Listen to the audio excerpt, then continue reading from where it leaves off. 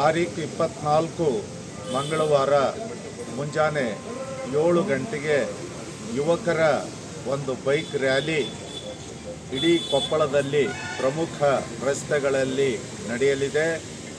ಭಾಗ್ಯನಗರದಿಂದಲೂ ಕೂಡ ಯುವಕರು ಬೈಕ್ ರ್ಯಾಲಿಗೆ ಜೊತೆಯಾಗಲಿದ್ದಾರೆ.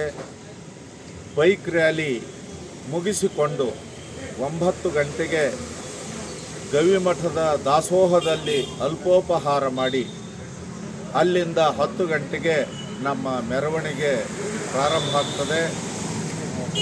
ಮೆರವಣಿಗೆ ಗಡಿಯಾರ ಕಂಬಕ್ಕೆ ಬಂದು ಜವಾಹರ ರಸ್ತೆಯಿಂದ ಅಶೋಕ ವೃತ್ತಕ್ಕೆ ಬಂದು ಧರಣಿ ಸತ್ಯಾಗ್ರಹದ ಸ್ಥಳದಲ್ಲಿ ಸಭೆಯಾಗಿ ಮಾರ್ಪಡ್ತದೆ.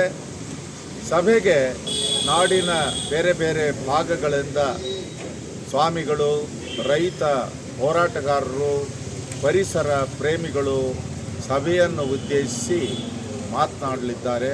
ಇದಿಷ್ಟು ನಮ್ಮ ಕಾರ್ಯಕ್ರಮ. ಇದಕ್ಕೆ ಹೊರತಾದಂತಹ ಕಾರ್ಯಕ್ರಮ ಯಾವುದೂ ಇಲ್ಲ.